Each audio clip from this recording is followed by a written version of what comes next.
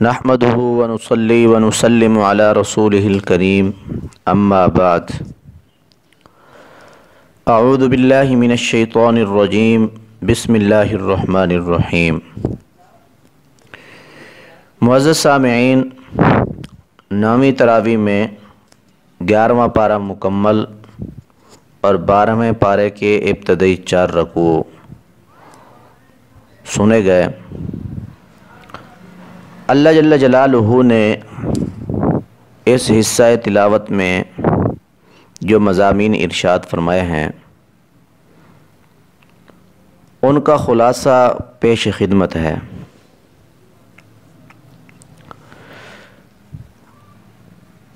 گیارہواں پارہ سورہ توبہ آیت نمبر 101 سے لے کر 103 تک اللہ جل جلالہ نے منافقین کے بارے میں فرمایا کہ یہ منافقین عزت اور مرتبہ بنانا چاہتے ہیں، حاصل کرنا چاہتے ہیں،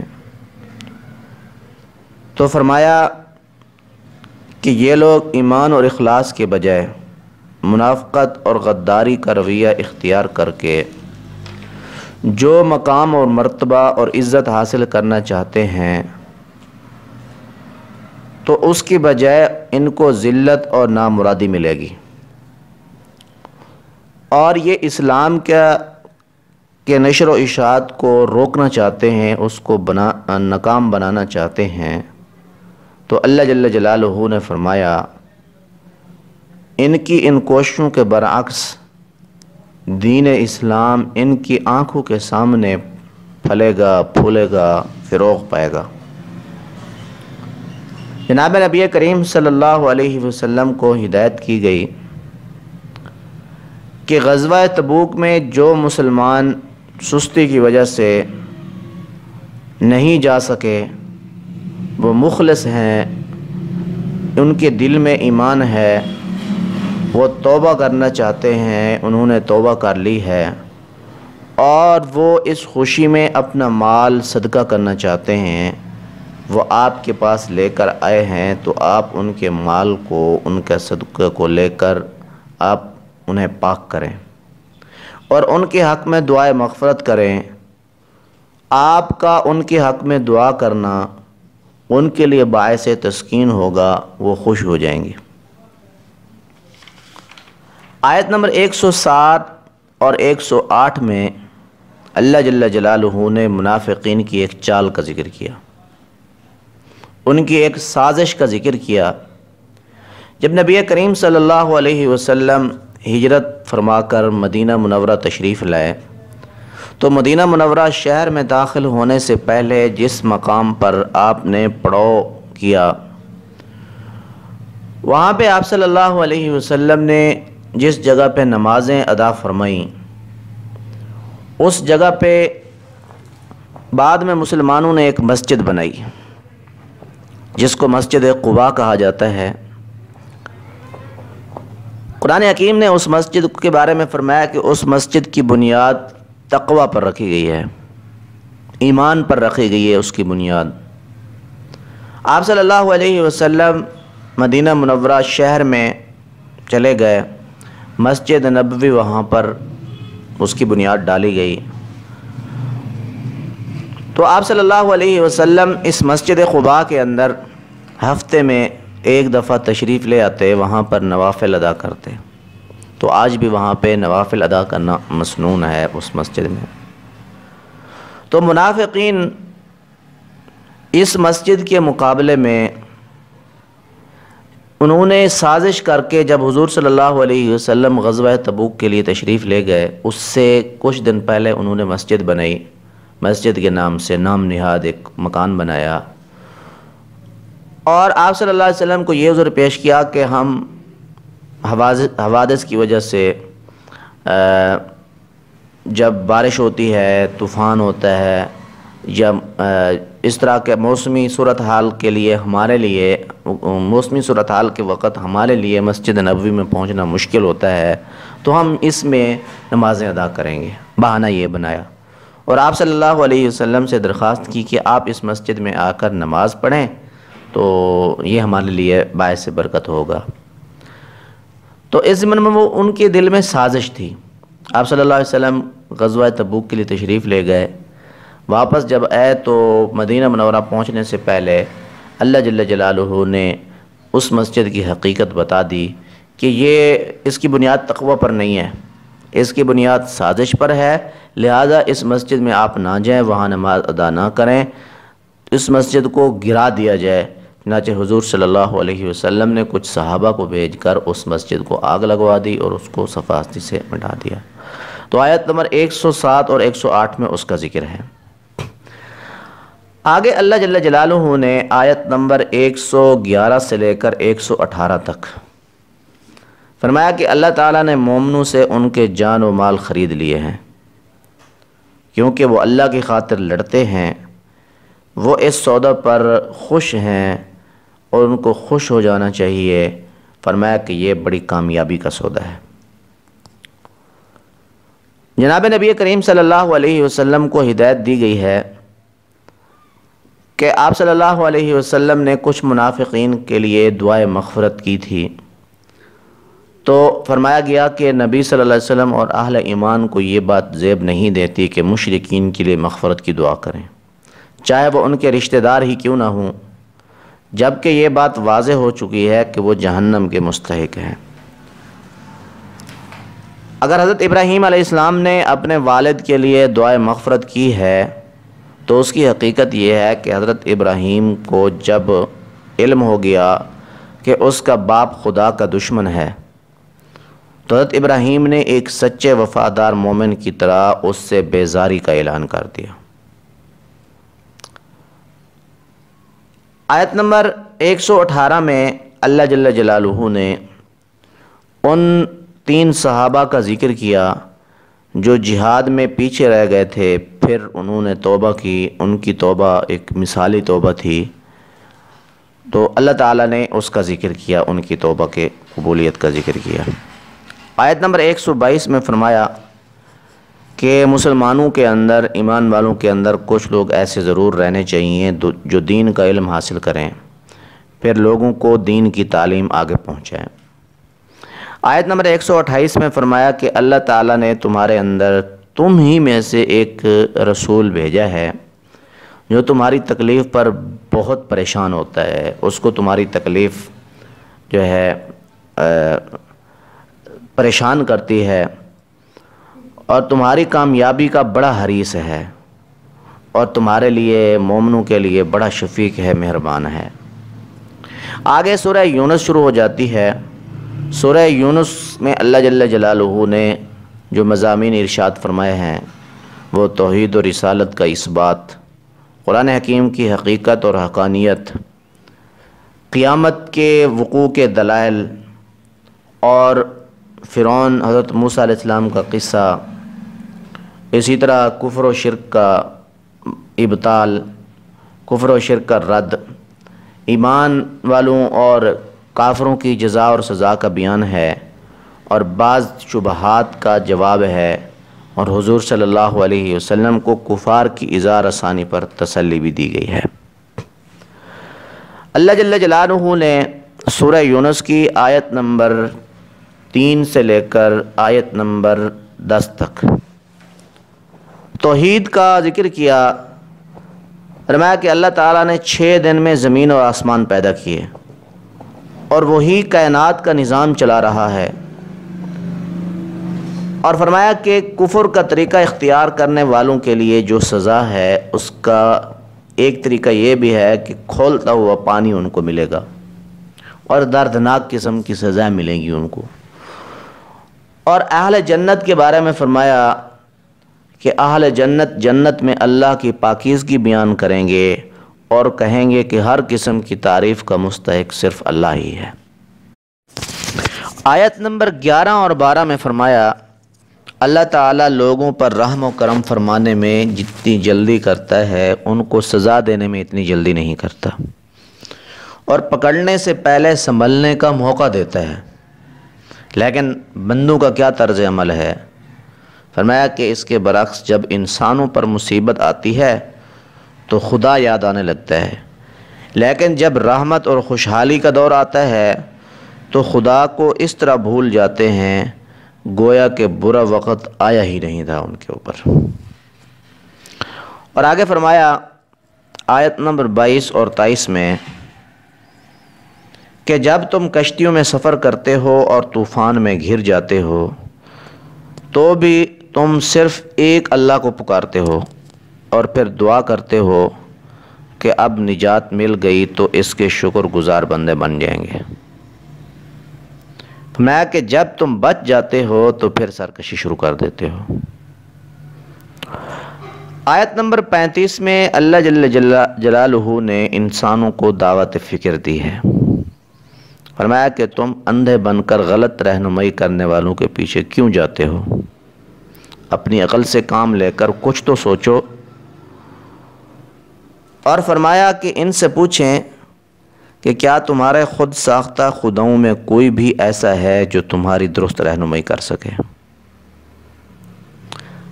حق کی طرف رہنمائی تو صرف اللہ کرتا ہے، تو فرمایا کہ وہی زیادہ مستحق ہے اس کی بندگی کی جائے، نام نہاد خداؤں کو چھوڑ دیا جائے۔ آگے اللہ جل جلالہ نے آیت نمبر 42 اور آیت نمبر 43 میں فرمایا کہ کچھ لوگ ایسے ہیں جو آپ کو دیکھتے ہیں لیکن انہیں کچھ سوجھتا نہیں، آپ کی بات کو سنتے ہیں سمجھتے نہیں ہیں۔ تو آپ صلی اللہ علیہ وسلم کو فرمایا کہ یہ اندھے ہیں، کہ آپ اندھوں کو راہ بتائیں گے؟ یعنی وہ لوگ جو حق کو دیکھنے پر آمادہ ہی نہیں ہوتے، تو فرمایا کہ ایسے لوگ اندھے ہیں، آپ ان کو حق کی راہ کیسے بتائیں گے؟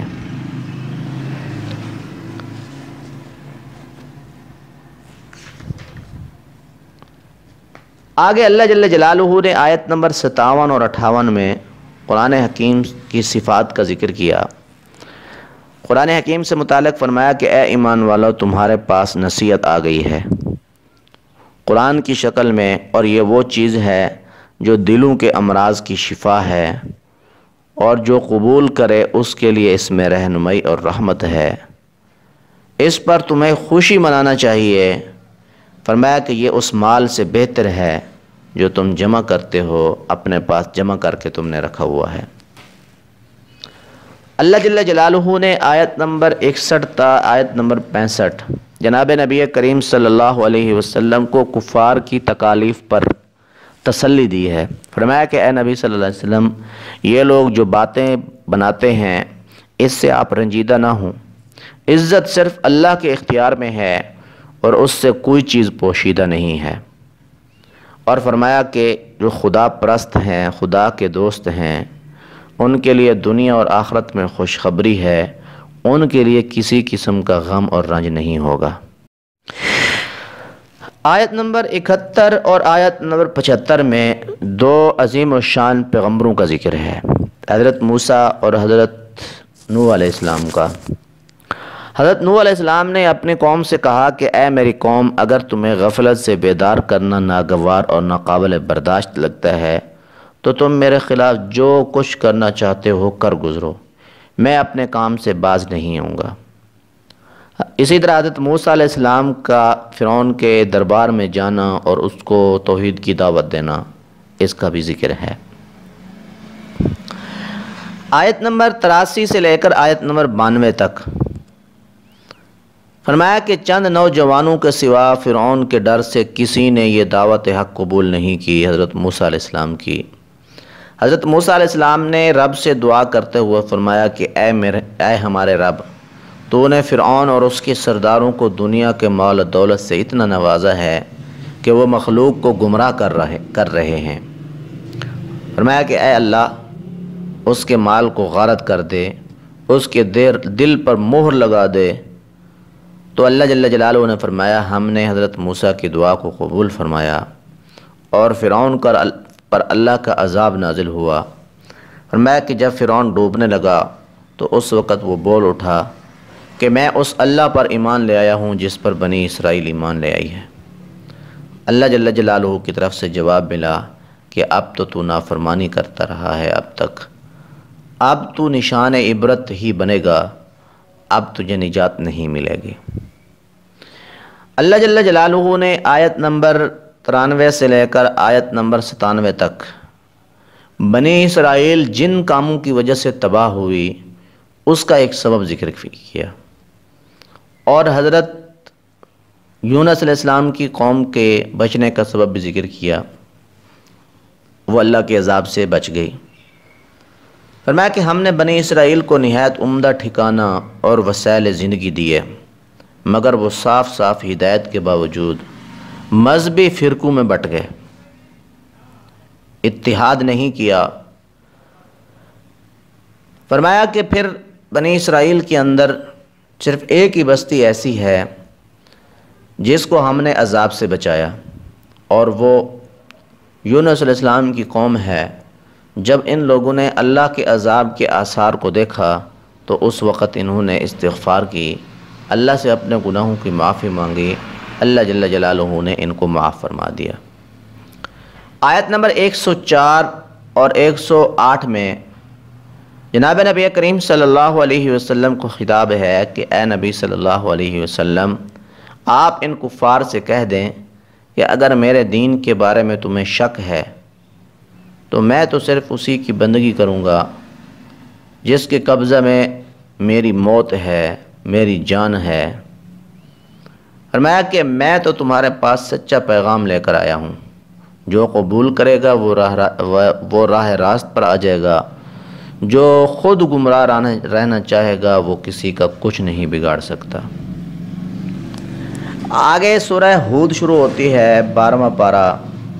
سورہ ہود میں اللہ جل جلالہ نے توحید و رسالت کا ذکر کیا، ایمان پر دنیا اور آخرت کی خیر کا وعدہ اور ایمان سے انکار پر عذاب کی وعید سنائی ہے۔ اس بات قیامت آپ صلی اللہ علیہ وسلم کو تسلی دی گئی ہے، قرآن کی حقانیت کو اور قرآن کے بارے میں شک و شبہ کرنے والوں کو ان کو جواب دیا گیا ہے، مومنین کی فضیلت اور کفار کے برے انجام کا ذکر ہے، اور چند قصے بھی اللہ جل جلالہ نے ذکر فرمائے ہیں۔ سورہ ہود کی آیت نمبر 1 سے لے کر آیت نمبر 6 تک فرمایا کہ راہ راست اختیار کرنے سے نہ صرف یہ کہ آخرت بنتی ہے بلکہ دنیا میں عزت اور شرافت کی زندگی بھی بنتی ہے۔ فرمایا کہ دنیا میں جو مال دیا جاتا ہے وہ کچھ لوگوں کے لیے عذاب کا پیش خیمہ ہوتا ہے اور کچھ لوگوں کے لیے سعادت کا ذریعہ بھی ہوتا ہے۔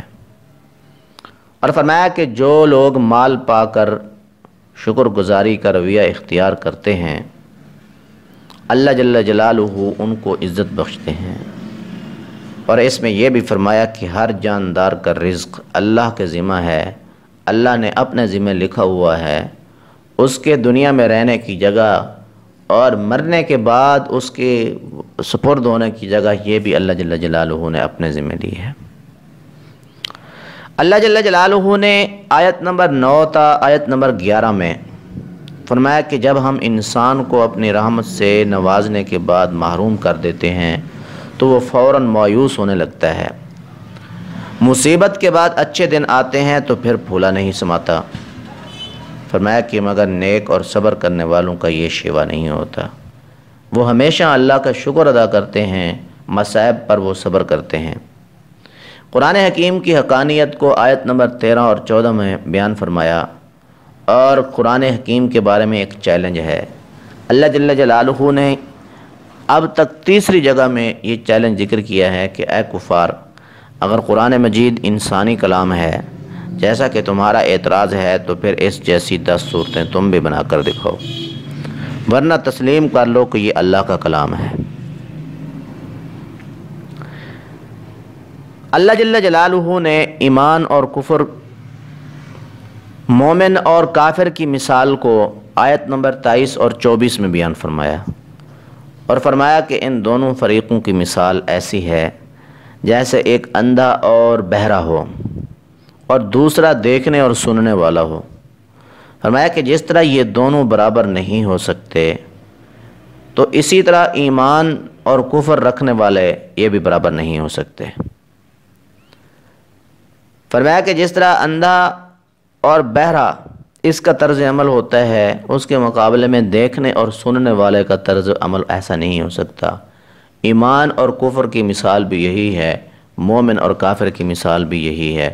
مومن آنکھوں والا سننے والا ہوتا ہے، کافر اندھا اور بہرا ہوتا ہے۔ اللہ جل جلالہ نے آگے آیت نمبر 25 سے لے کر آیت نمبر 49 تک قوم نوح کا ذکر کیا۔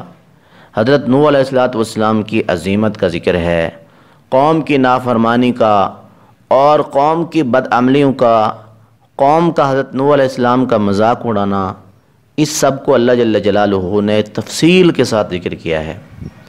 پھر قوم کے اوپر عذاب کیسے آیا، اللہ جل جلالہ نے ان کو کیسے ایک عالمگیر طوفان کے ذریعے غرق کیا، اللہ نے اس کو بہت تفصیل کے ساتھ ذکر کیا ہے۔